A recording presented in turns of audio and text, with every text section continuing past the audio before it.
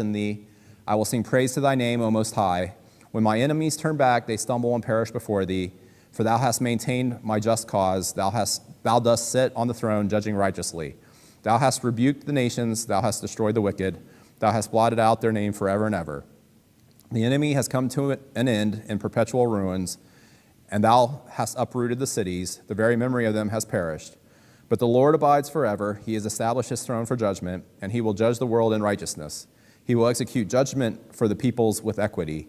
The Lord also will be a stronghold for the oppressed, a stronghold in times of trouble. And those who know thy name will put their trust in thee. For thou, O Lord, hast not forsaken those who seek thee. Sing praises to the Lord who dwells in Zion. Declare among the peoples his deeds. For he who requires blood remembers them. He does not forget the cry of the afflicted. Be gracious to me, O Lord. Behold my affliction from those who hate me. Thou who dost lift me up from the gates of death, that I may tell of all thy praises, that in the gates of the daughter of Zion I may rejoice in thy salvation. The nations have sunk down in the pit which they have made, and the net which they hid, their own foot has been caught. The Lord has made himself known. He has executed judgment in the work of his own hands. The wicked is snared. And I'm not even sure exactly how to say that. Higgaion, Selah.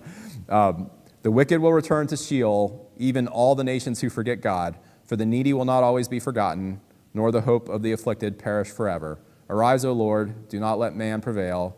Let the nations be judged before thee. Put them in fear, O Lord. Let the nations know that they are but men. All right.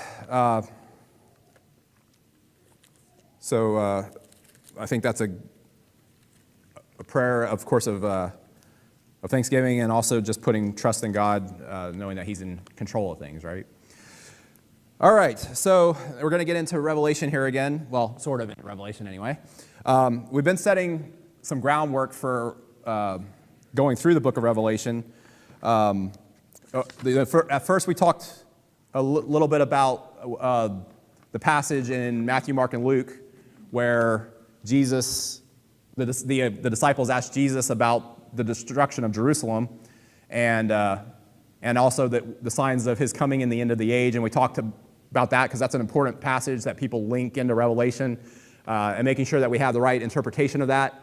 Mentioned that a lot of the times people think that Jesus is talking about his second coming when he's still talking about the destruction of Jerusalem, but he's using apocalyptic language, figurative language to talk about it. And in reality, the disciples were actually not even asking what we think of as the second coming. They were asking, when's he going to come and establish a physical kingdom here on earth? And so that was what they were asking. Jesus actually answers the first question, and then the second question, and he actually answers a third question, which they didn't ask, which is, when is your second coming and the end of the world, so to speak? So anyway, we kind of covered that because that's important to get to understand. And then we talked about important things to think about as we go through a study of Revelation. And this is actually important. The things that we talked about is important in any study, but especially when it comes to Revelation. We said that we need to be confident in approaching it, that God revealed it, and it can be understood. It's not something that's impossible to understand. Yeah, there's things that we won't understand, but the general point being made, we can get. We also know that there's going to be differences of opinion on some of those little things, and so that's fine. We talked about how it's important to go to the Old Testament because there's a lot of references back to the Old Testament. I've been, as I study, and we'll put this up on the board a little bit, but there are a lot of prophets that it relates to, and then a lot of, and actually it also relates to even more than that. Like going back, there's contrasts and comparisons that you can make to Genesis, even though they're not specifically stated. But there are specific scriptures provided like that are referred to from like Daniel and Isaiah and Zechariah that come into Isaiah and Daniel, Ezekiel and Jeremiah. Yeah, those four are the big ones, and then also some others that come into it. So anyway, it's important to go back to the Old Testament and be familiar with what's going on there in order to understand some of what's in Revelation. And then the big thing that we talked about was some principles that need to be used. First one was trust the author's own words. Like when he says these things are to happen soon, What does he mean? When he says that the kingdom is here, he calls it a priesthood. It's here, like those kind of things. We talked about some things that the Bible teaches plainly, like that people are responsible for their own conduct. And if there's any theory out there related to Revelation that doesn't teach that, it's wrong. Same thing with anything that places more meaning on figurative language that we may not totally get and understand everything that it refers to, putting an emphasis more on that than on plain language where we know what it's saying. That would be incorrect as well, that it would be wrong to try to usurp, put that above what we clearly can see. That would be an incorrect way to go about it as well. And then, of course, as we talked about with all Scripture, the context needs to be considered. So who's he writing to? Who wrote it? Who's he writing to? Why was it written? All those questions need to be considered as we go through it. Then we talked about some of the normal introduction things that we would in any book. Who wrote the book? John. When was it written? There's some debate about that. I think Charles likes to attach a little bit of a later date to it, more towards the end or even past the end of Domitian's reign there in Rome. I guess right toward the end of it, he would say. Most people put it between 81 and 96, so that would be like during the reign of Domitian. So in that range, there are some people who try to attach an earlier date to it to make it so that all the prophecies are related to the destruction of Jerusalem. That doesn't really seem to fit, doesn't really seem to work. And there are some people who, of course, would attach a later date and say that John didn't write it, but then you're basically throwing out the Bible. So if you believe that that it was written, that it was part of the Bible and God revealed it, most everybody agrees John during that 81 to 96 time frame. All right, so now I want to get into, let's see, what are we putting up here? Successive eras of domination. Okay. Before we do that, I have one other thing. Who was it written to? Before we go to the slide that's up there. We talked about that John addresses it to the 7 churches of Asia. And we talked a little bit about that, like is it 7 specific churches, or is it more, the number 7 in Revelation represents completeness, and we'll talk more about numbers as we go. Is it more of a church universal? And we talked a little bit about that. I mean, I tend to think that it's kind of both, like that it's written to churches in those regions, certainly not just one church, but in those regions. But then it also is representative, certainly, of the churches as a whole. I wouldn't take that metaphor too far. Like, whenever we get into the letters and you start looking at the letters, there's 2 churches that are totally approved and then 5 that are disapproved. Like, I wouldn't say that means 2 out of every 7 churches are approved. Like, I wouldn't get down into that kind of thing.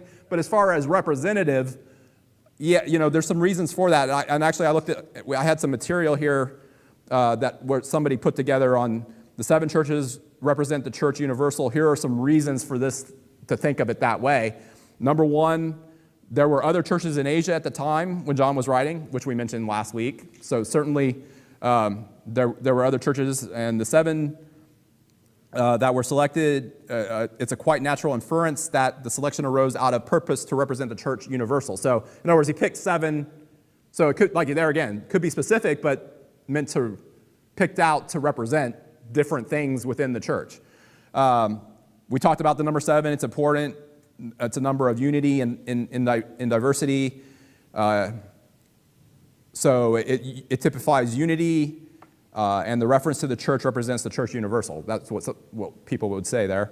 The call to hearers of each of the epistles says, "He that hath an ear, let him hear what the Spirit saith to the churches," indicating that's more for just that particular church, right? Like, whoever can hear this, listen to it. There are many expressions in the 7 epistles which find their exploration later in Revelation, and that is obviously meant for the church as a whole. It's interesting to observe that the descriptions of the Master given in the first and the last epistles have no more reference to the church at Ephesus and at Laodicea than to any of the others named. I don't know exactly what they mean by that, but that was something that they're putting in there, saying just the descriptions from the master. And of course, the churches to which the 7 epistles are addressed were all beyond the boundaries of Palestine, and the church in each city was composed largely of Gentiles. So that was an important part that they pointed out as well. So anyway, there's reasons to believe that it's more than just the churches that are mentioned here. Seems pretty good explanation. Doesn't really matter, even if it was, like I said, even if it's addressed to specific churches, it still applies to everybody. So, okay, so then we're getting in, where we ended, we were talking about what was going on when the letter or book or revelation was written. Up on the board here, it's probably hard to read because it's a little small, so if you want to, you can kind of expand it, make it bigger if you want, and just show, these are what happened. Of course, once Israel became God's people, which, when you go back to Bible history, for a long time, God didn't have a specific people, right? It was just God and people. And he dealt with, we know Abraham, dealt specifically with Abraham and that. So when did God actually have a physical people on earth? Well, that started with Israel. And as Israel, you could see Egyptians. You have the story pretty quickly after, well, actually, they didn't even become a people, I guess, until they went to Egypt. Really, right? A nation, because it was Israel's children. And then Joseph gets put into bondage in Egypt and becomes a ruler in Egypt. And then they travel down to Egypt. So that's whenever they become a nation, is under Egyptian. They're basically in bondage immediately, right? Almost. They're free for a while, but they basically go into bondage in Egypt from the time they become a nation. So they start in Egypt, and then they become their own nation, right? They go out, they conquer the land as God promised there in that region. And they become their own nation. But then the northern kingdoms, the kingdom of Israel, splits off from Judah, and they get captured and put into Assyrian captivity in 721 BC. So they're in captivity starting there. The Judean kingdom, the 2 remaining tribes in the south, they get taken into Babylonian captivity. And then just to go through here and just see the other things that happen, we're going to focus in on that Babylonian captivity here in just a moment. But the Medo-Persian, from the Babylonian kingdom arose the kingdom of the Medes and the Persians. They were more friendly to the Jews than were the Babylonians. In fact, Artaxerxes allowed Nehemiah to return to Jerusalem and gave him materials to rebuild the walls of Jerusalem. So that kind of gives you perspective as to where we're talking about and when we're talking about there, where Nehemiah and that time frame where that happens. Then and this is also we'll go back into the prophecies that are given to Daniel and some of those things that as we go through. And then you got the Grecian, Alexander the Great led the way in conquering the area of the world where the Medo-Persians ruled. Once again, also part of some prophecies that we see in Daniel. He dispersed the Jews to different areas of his empire. Antiochus Epiphanes, Assyrian, was empowered by the Grecians. In fact, he wished to Hellenize this area of rule, and he persecuted the Jews in Palestine. So Grecian rule wasn't as friendly at that point for Israel. And then, of course, Rome takes over, and that's the period of time in which Jesus is born and what we were focused on. All right, so if we want to go over to the dates after the coming of the Messiah, before, here we got dates before. I forgot to bring the clicker up with me, but where I talked about here, we have all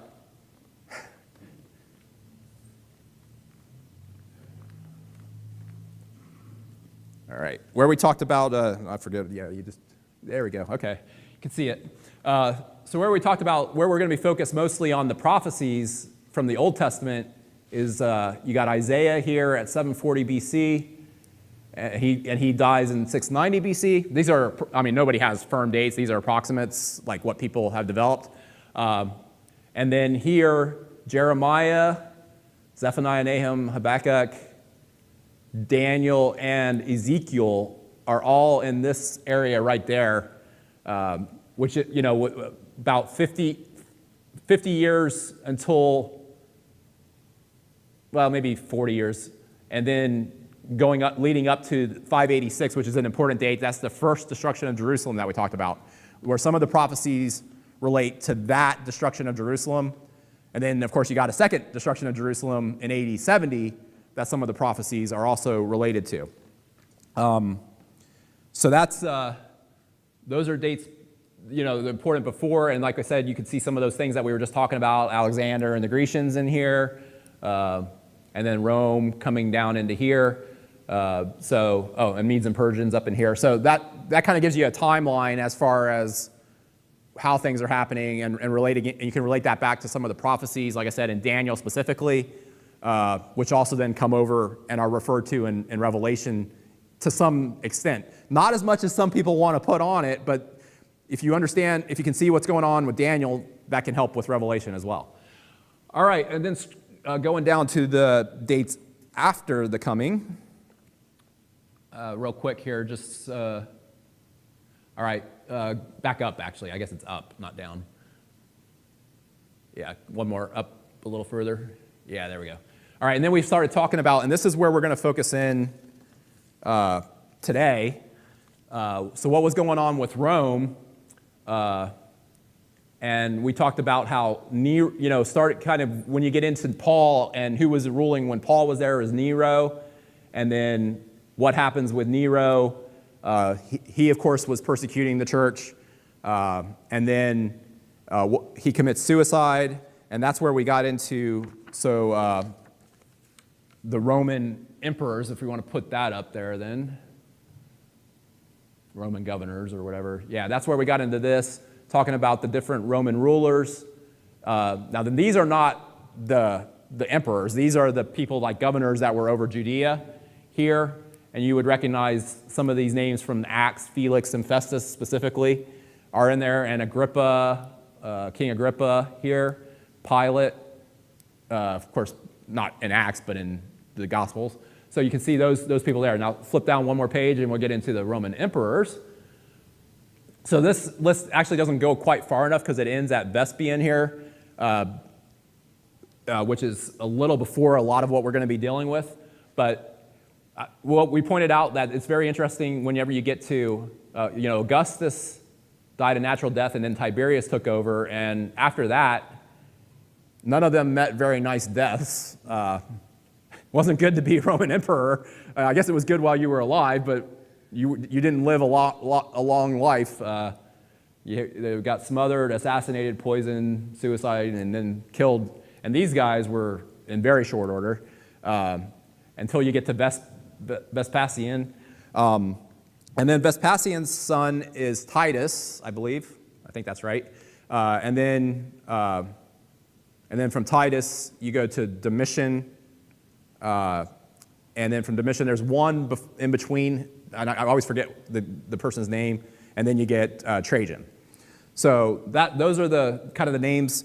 So why is it important? Why are we talking about Rome? Well, the book was written during this time period whenever this persecution was happening, or periods of persecution. It wasn't constant. In fact, we were talking about this, I was talking about this with my boys, and they were talking about, when I asked the question, they were like, well, there's 5, and then they figured out the 5 that they were thinking of were good ones. There's 5 good ones that were helpful to the church, or at least didn't hinder the church. And then there's a few that, of course, were really bad. So anyway, so it's not all the time, but the Revelation was written to the church. We talked about it was written to the church, and it was during a time when they were about to undergo significant persecution under Rome. So just a little bit of history here, so that, once again, to set the groundwork here. And I'm not real good at teaching history. I was hoping Charles would be here today because, like I said, he's our church historian as far as he knows a lot about the things going on at this time period from history. I always have trouble remembering dates and names and all that sort of stuff. So it's hard for me to teach it, but I have it down here, and I'll try to talk a little bit about what was going on. So the Romans actually entered into Judean affairs in 63 BC. So that would be, obviously, some period of time before Jesus was born. Julius Caesar made Antipater II the governor of Judah. And Herod was made the governor of Galilee, and John Hyrcanus II was given the priesthood in perpetuity. Nationalist bandits roamed the hills of Galilee, causing trouble for Herod and Rome. So it was a time of turmoil whenever this was going on. And the last of the nationalists were defeated by Herod. So when was Jesus born? What time period? When was he born? What year, I guess you might say? Or under what? Around 6. Somewhere between 6 and 4 BC, yeah. So just before the death of Herod, right? We get the story of what happens with Herod, right? Remember, he hears about Jesus' birth, and he sends his soldiers to kill all the children, all the boys under 2 in that area. And of course, Jesus and his parents have gone to Egypt at that time, being warned of that. And then Herod dies shortly thereafter. And so in AD 6, Archelaus, the son of Herod the Great, was deposed by Augustus, and Judea comes under a succession of Roman governors. So Tiberius succeeds Augustus, as we talked about up here, and he appointed only 2 governors. So what governors did Tiberius, appoint? So there was a lot of governors that Augustus appointed, but then Tiberius appoints 2. Do you guys know which 2 those were? That would be going back up to, up to the top here. Which 2 of those did Tiberius appoint? Pilate. Yep, Gratus and Pilate. So yeah, those 2 right there, Gratus and Pilate. So was Pilate good to the Jews? No, he didn't like the Jews at all, right? And he went out of his way to cause problems for the Jews. So that's what was going on whenever Jesus was crucified. Actually, just before and while he lived, and after he went back to heaven.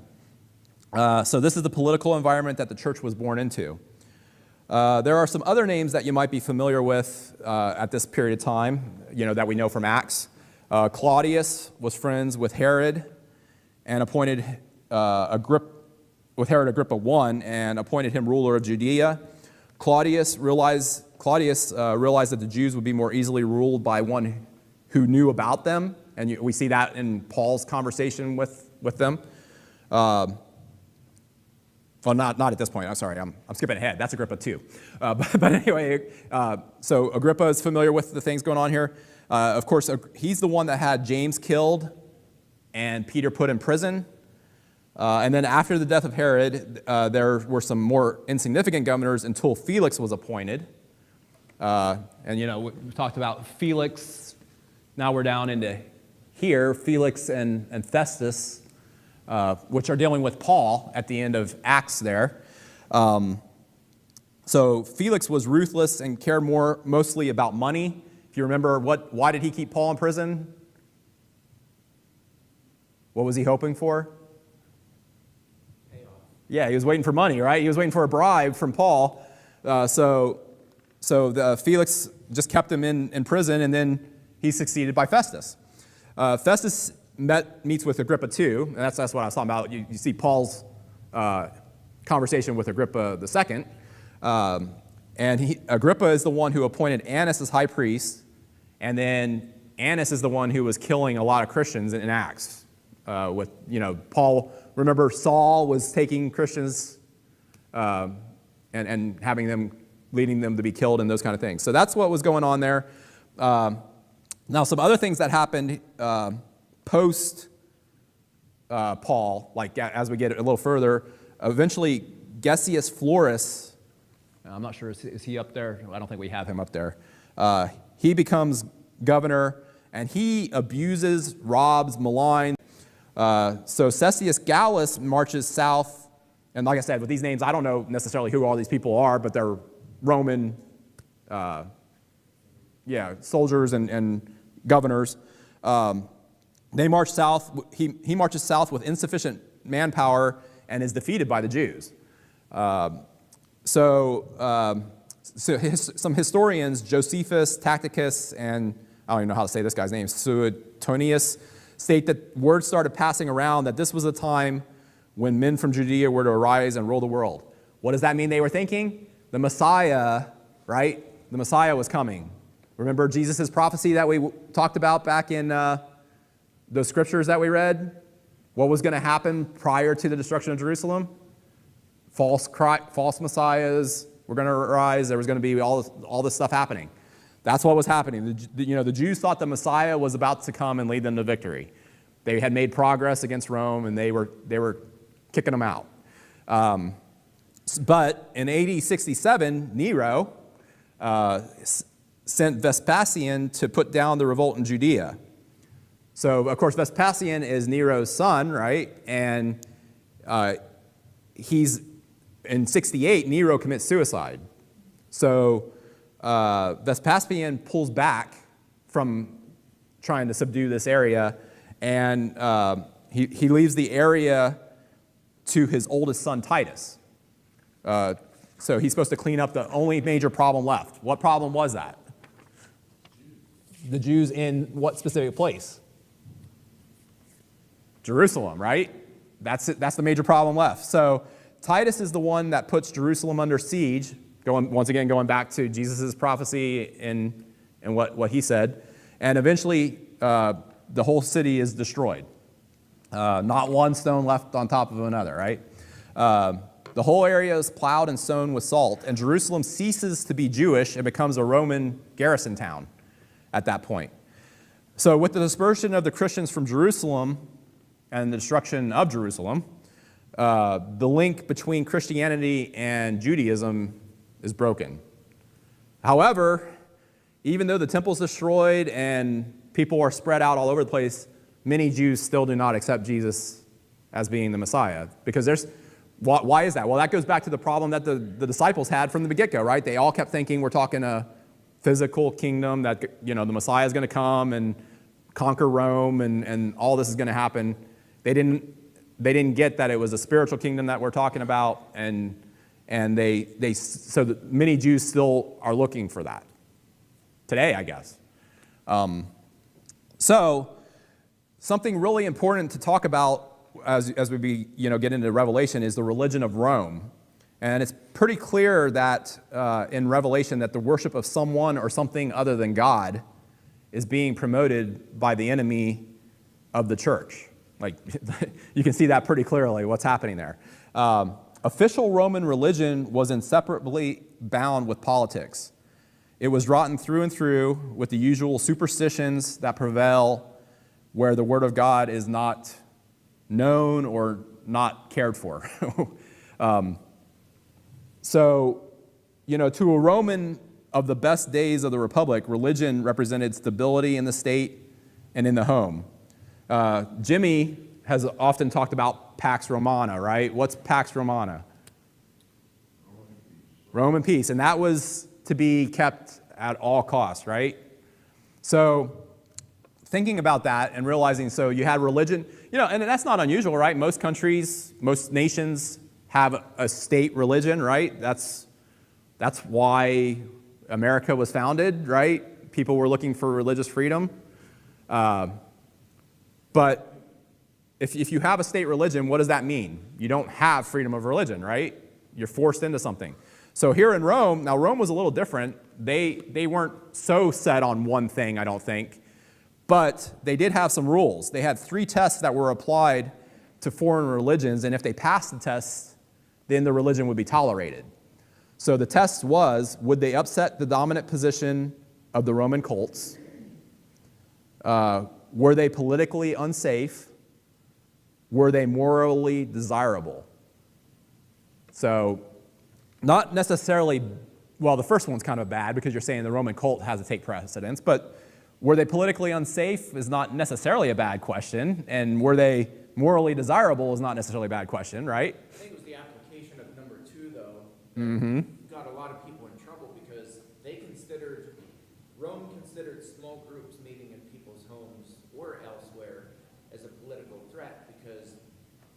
said that those groups could meet together and overturn local governments, therefore they were banned by Rome. And interestingly, one of the things that they started doing for the Christians, for the early Christians, was breaking up the Lord's Supper. And it's kind of alluded to in the Pliny Trajan letter. You know, I questioned them about these private meals. Yeah, right.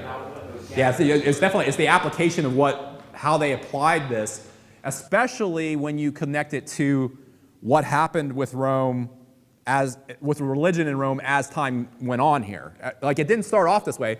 Originally, and when I say this way, what I'm referring to is emperor worship, the worship of the emperor as a god. And it didn't start off that way. That, you know, the emperors of Rome were not worshipped as gods initially, and they didn't want to be worshipped as gods initially. But the more territory to the east that Rome conquered, the more they heard of generals and kings being referred to and worshipped as gods. So what are they referring to? I mean, this isn't what it's referring to, but to me, I get in mind, you know, like if you look back at Japan and emperor worship in Japan, and those kind of where they worship their ancestors more so. That's what I picture as I'm thinking about this. I don't think that's necessarily what the historians are referring to when they say to the east. They're talking more, I think, just east of Rome, going that way. But as they went that way, in Eastern thought, a king had to be the representative of the gods, since he couldn't be ruler without the favor of the gods. They were referred to and worshipped as gods. So from this idea stemmed the idea that the representative of the gods was the physical embodiment of the gods, and Rome became a god in the east, and it is said that in the time of Augustus, a new form of Roman cult, we just talked about Roman cults, a new form appeared. And that was the worship of the emperor within these cults. Kind of like what Jimmy was emphasizing there. Why are small groups important? Because they didn't necessarily have like one huge group. They had cults. Augustus was never actually worshipped as a god in Rome, but he's the one that encouraged provincial cults to worship him. So that's where you start getting this progression. Tiberius was actually against his own deification, and Claudius commended the Jews for refusing to worship who he called the mad Caligula, which are all emperors that we had up there. So then you get to Nero. And Nero didn't really consider himself a god. He just thought he was awesome. Like, he just thought he was the guy. Like, I'm it. So he didn't really worry about being worshipped, but he just thought that he bragged on himself, basically. So there wasn't any official worship of the emperor all the way through Titus in 81 AD.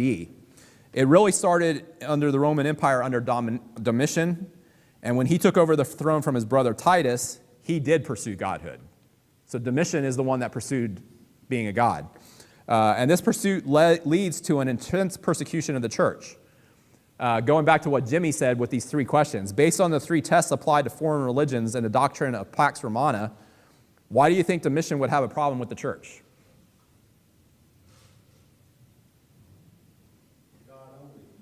Well, he's God, right? He's to be worshipped. So what would Christians say?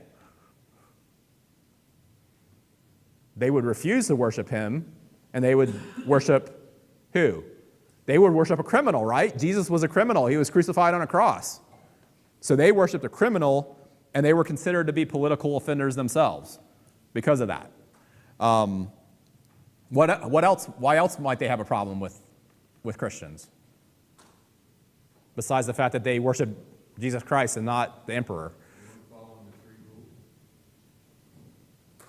Yeah, well, it wasn't necessarily that they weren't following the rules as much as it was the application and the way that they did it. Well, I mean, obviously they weren't following the rule of, they did upset the dominant position of the Roman cults because the dominant position became worship of the emperor. But that wasn't the way it was intended necessarily. That wasn't the way it started, but that was the way it happened. They prayed to God. They wouldn't pray to the emperor, they'd pray to God. So they were branded subversive because they would not call the emperor Lord.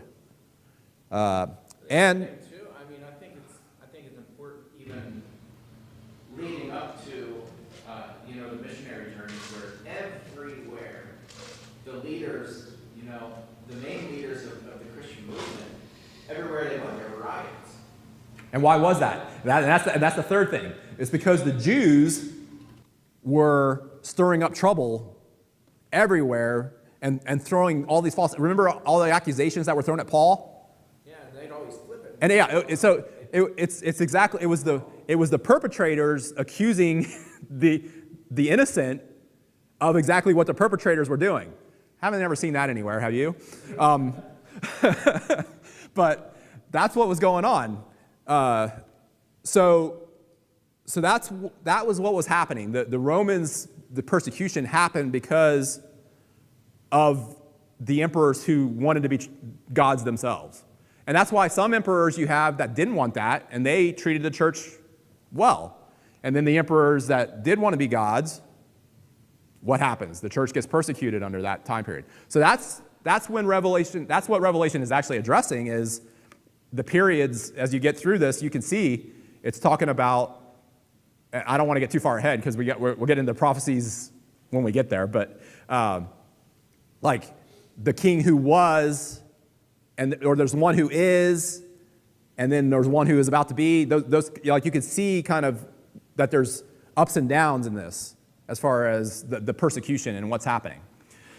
All right, so with all that, next week we'll get into the main theme of the book and then kind of go through some common approaches to interpreting the book, because I think it's important that we do discuss that before we get into it. And then we'll go from there. So hopefully our little history lesson today was beneficial and kind of puts a good place as far as where we're going with it.